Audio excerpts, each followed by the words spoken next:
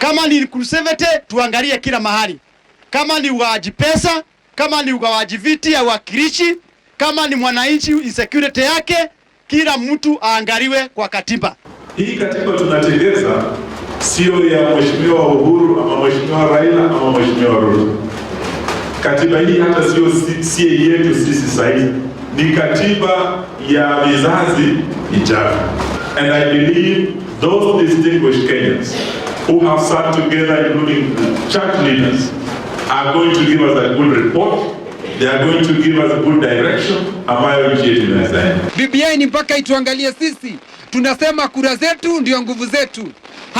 Hatuna shida na BBI sisi, lakini BBI lazima iongee mambo ya one man, one vote. Anyone who opposes it is like a person whose wife is pregnant and then you call your wife and tell her, I will not accept that child because the nose is too long. How do you know the length of the nose of the child before it is born? Wale walikuwa wanasema hatutaki hii katiba, waliopose. Sasa wako mstari ya mbele kusema hii katiba ni sawa sawa. What has changed in them? Ni kizungu ndani ile ilikuwa imeandikwa, imebadilishwa au ni nini? Msisikie watu kama hao. Hawa watu wanaokataa BBI ni watu ambao wanataka kupata nguvu ya kuwasumbua watu wetu. Kama tunabadilisha katiba, let us go for a national conference. Maneno yote iekelewe, tuyasome na tuamue vile tunaendelea pamoja. Lakini hatuwezi tengeneza katiba kwa kubishana. I'm even asking the Deputy President Ruto to declare his stand, because you cannot be the assistant of President Uhuru Kenyatta and we don't know your stand in BBI. Wale ambao wanafikiria ya kwamba kwa ujanja na ukora wanaweza kutuletea fitina ndani ya Jubilee, nataka niwaambie Jubilee imejengwa kwenye mwamba na haiwezi kugawanywa na mambo ya ujinga. Okay, so very strong voices there from different leaders, and there are mixed voices, opposition, some of them supporting, some of them putting conditions of acceptance. We hear of CS Kinjuri saying that if it's to review the constitution, it has to be done in a national conference. Then we hear CS Wamalwa saying that it is a good report, you should accept it. I mean, what exactly is happening? And I want to begin with you, Senator Linturi. What exactly is happening that we see, especially from the Jubilee Party, reading from, speaking from different sides, yet within the same government? Why is there no sense of clear sense of direction in as far as the BBI process is concerned, even as we await the report? I think, allow me commend the leadership in ODM this matter. If what my friend Lawrence Sifuna, Edwin Sifuna, has really shared to me, with me, is anything to go by. That at least they are able to sit with the leader, they are represented in the BBI, and whatever has been going through or going on is something that they are aware of.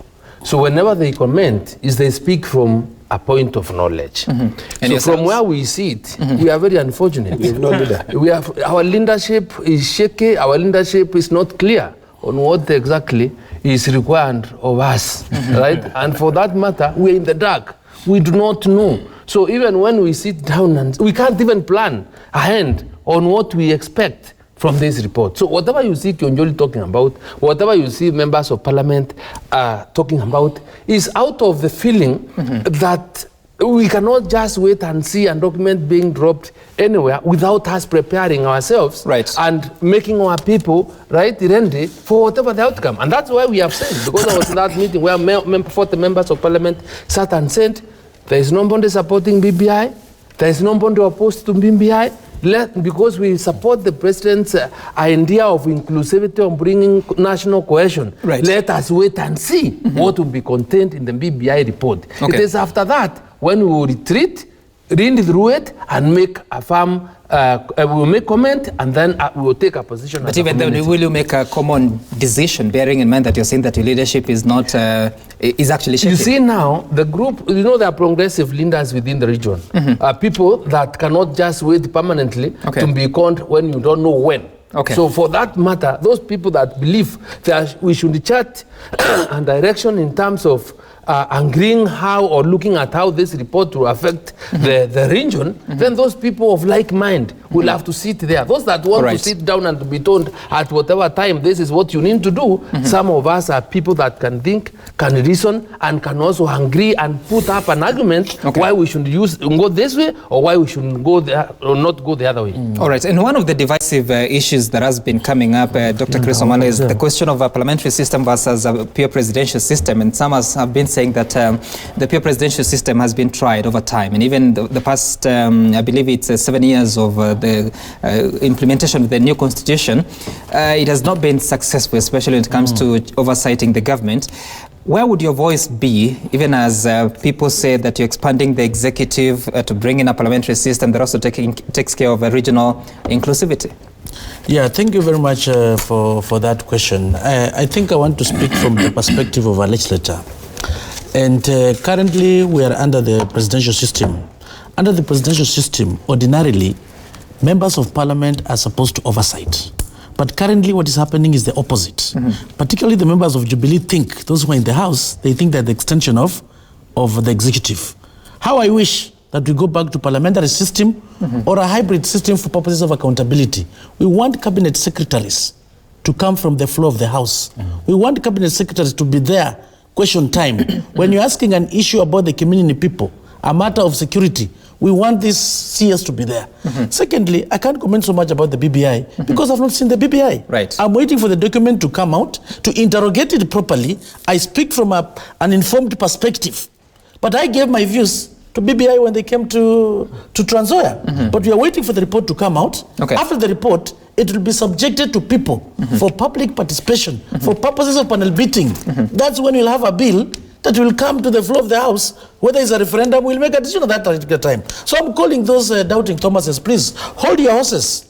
Let's wait for the report so that we can be able to comment from an informed perspective. Okay, of course you have to wait for the report, but still on the same question, Senator Lekina, how do you...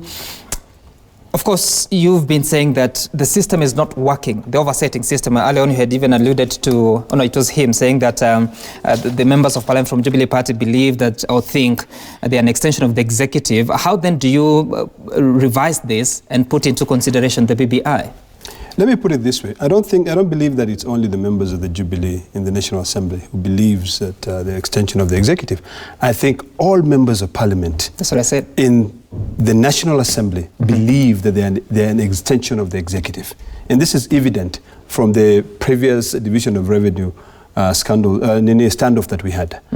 The truth of the matter is that when you listen to cabinet secretaries now, an example is the one you just played their clip twice, Kiunjuri. He's speaking more of a politician than a technocrat. When we changed the constitution, we brought in cabinet secretaries, not ministers, you know, because we wanted them to be technocrats. We wanted them to be people who can be able to work. But that system is not working. It is very clear that for it to work now, a cabinet secretary must come from parliament. So this proposed BBI, and we are so informed because unlike colleagues who say they have no idea what is in the report, we remember very well what led to this, the formation of that task force, that team that constituted the 9 members. It had to deal with the issue, the 9 issues that has been dividing this country. 9-point agenda. You know, so we already know where we're going. You know, the 47 counties are way too large. There are some counties which cannot even, in fact, from Western region, there are some counties which cannot even survive on their own.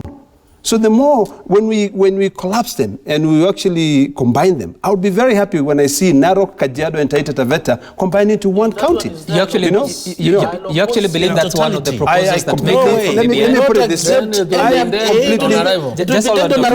Let me put it this way. You know, when you talk about dead on arrival, let me tell you, sometimes the problem is that we politicians, I think we smoke some terrible weed every morning. To be honest with you, because when you go on the ground, when you speak to the people on the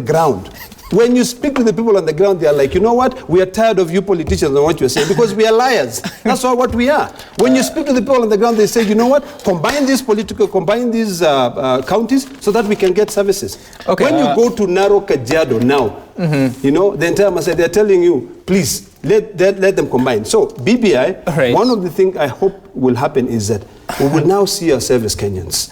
You know, because right now what is happening, and even what my colleague is saying, is that we only care about ourselves. Me.